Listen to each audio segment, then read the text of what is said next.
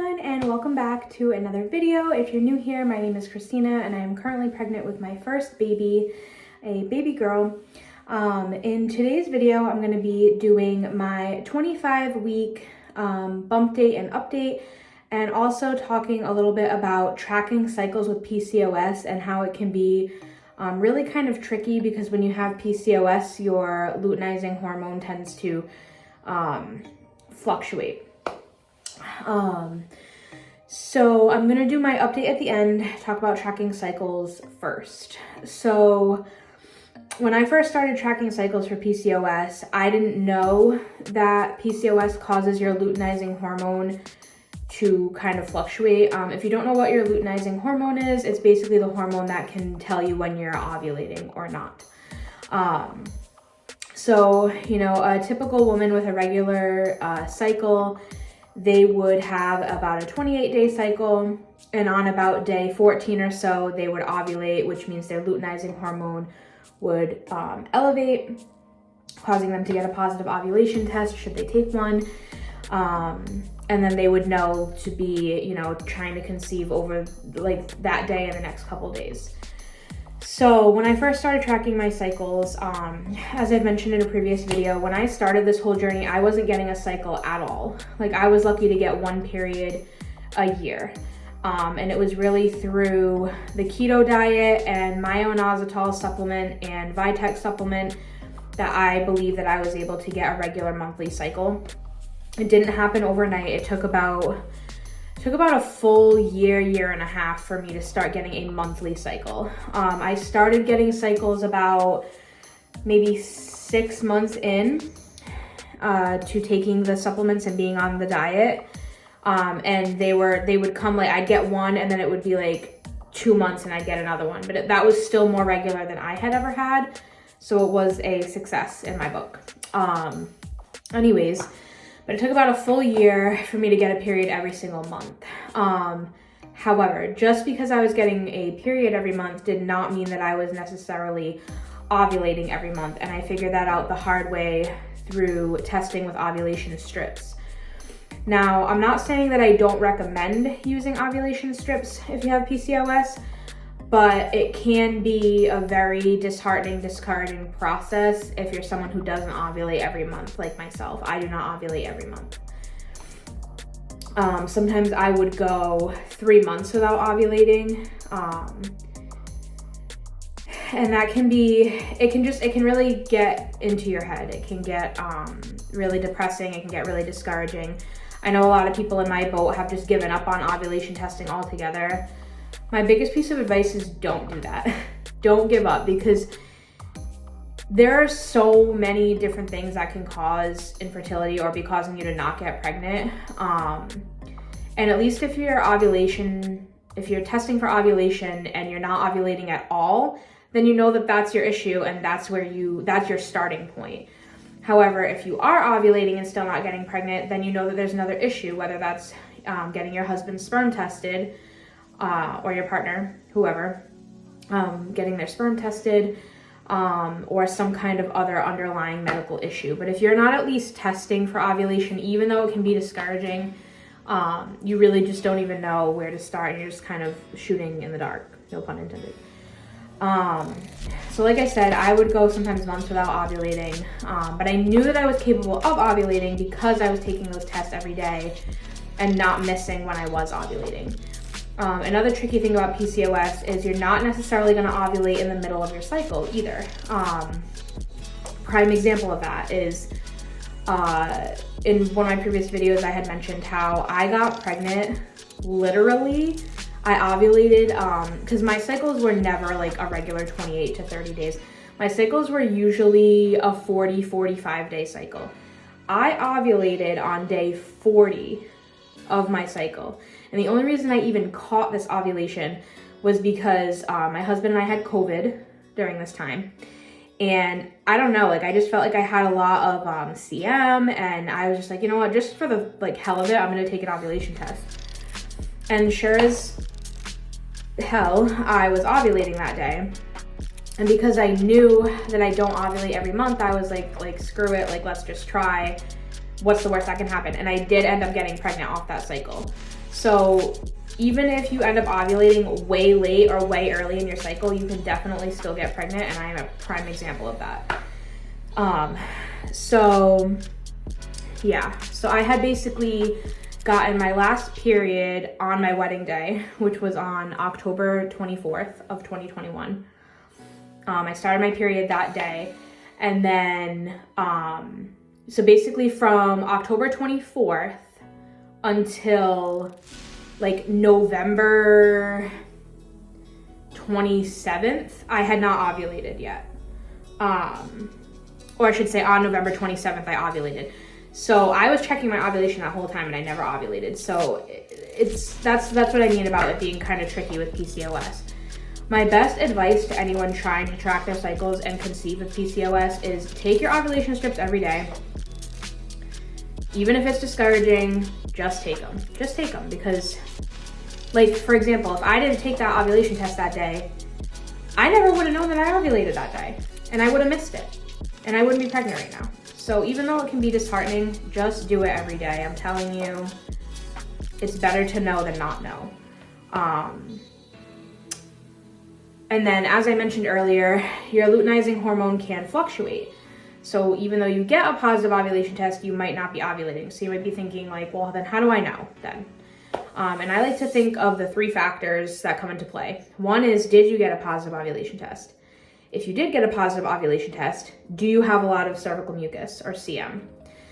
You'll know it when you see it. It's a very egg white consistency type of discharge. You will have a lot of it when you're ovulating. And number 3 is check for your basal body temperature. That's basically your body temperature at rest. So basically I would take my basal body temperature in the morning before my feet even hit the ground. When you are ovulating, that basal body temperature will increase slightly. So those are the 3 things I like to say, like, you should keep an eye out for. And other than that, like, that's really all my advice on tracking cycles with PCOS. It's definitely tricky. It can be discouraging, but please, please, please don't give up. Take those tests every day. Check for the CM, check your basal body temperature. Those are like the best things that you can possibly do. I found that my doctors were not super helpful in this department, so I really had to do everything on my own, figure out my own research. If you haven't yet, please go watch my How I Got Pregnant with PCOS video. I have a lot of great suggestions in there for books. I also show the supplements. I will put the book and the 2 supplements that I took right here somewhere. But I would definitely recommend going and watching that video so that you can see the full thing. So anyway, let's move on to my 25-week update. All right, sorry, there was a trash truck. It was really loud. But anyway, so I am 25 weeks today. I do have a little bit to update on. We finished painting her nursery, so it got its 2nd coat. It looks really great. I will definitely show you guys that now. So here is what it looks like with the 2nd coat. Ignore the paper towels and the water bottles. We literally just finished this weekend. Here's what her dresser looks like. I think it's gonna go perfectly with her crib. So this is what it's looking like right now. So we are all ready for our baby shower at the end of June for everything to start getting put in here. Another update for this week is, if you guys remember when I had my anatomy scan, they needed me to come back in 4 weeks because there was something they were trying to see that they couldn't see. Well, she still wasn't cooperating this time, so I have to go back again in another 4 weeks. The baby was like laying towards my spine, so she wasn't in a good position for like great like profile pictures. So we ended up getting like the scary like eye socket skeleton looking pictures, but I will insert that here. Her picture, she's kind of got like her arm up like this. You can see like where her eye sockets and her nose is. So that'll be here. I guess they're trying to see some part of her heart. And she's just never been in a good position for them to like get a good picture of it. So I don't think there's anything wrong. They don't lead me to believe anything is wrong, just that they haven't been able to necessarily get that footage that they need. So I'll be back there in another 4 weeks. We have our private scan coming up, our 4D scan. I'm so excited for that. That is going to be on, I think, the 28th of this month, so that is coming up quick. Puppy is doing really good. Mystic is doing amazing with all of her training. The last thing that we're trying to nip in the bud is just the puppy biting, which is normal because she's teething. Everything else, she's essentially fully housebroken now. She knows tons of commands. She's doing great walking on the leash. We couldn't have asked for a better dog. She's doing amazing. So getting really big.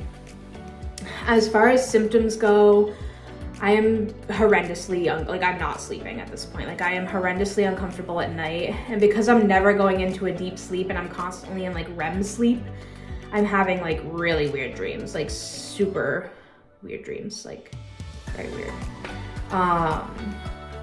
Heartburn has kicked up a notch this week.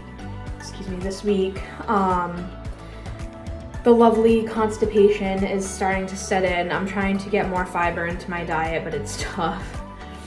I'm still continuing with hip pain. Something else I've noticed this week is I'm having a lot more joint pain. I did invest in some new shoes. I got these at Burlington. They're just really soft. They're kind of like a croc material. They're just like really foamy, thick platform slides. So I have noticed a little bit of a difference since I got these. I've been feeling a little bit better, but like my knees have been really sore. My hips, still battling the sciatic pain that my doctor thinks it's sciatic pain. I don't think it's sciatic pain, but whatever. I can't think if there's anything else that I've been having. I think that's really it. And I'm just tired. Like the fatigue is unreal. So much fatigue all the time. But other than that, like that's really all I have to update on as far as symptoms go. I know at my next OB appointment, I'll be getting my Tdap vaccine. I also have to take my glucose test this upcoming week. So where my husband's taking a day out of work so that Mystic can have her first vet appointment. So I'm gonna try to do my glucose test that same day. Also, update, I have a platinum gray hair right here. This is new. It's new. So my first, it's definitely not my first gray hair, but it's my first super prominent gray hair. So I guess I'm gonna have to start dyeing it soon. This is all my natural hair color, so I guess I have to dye it soon. That's fun.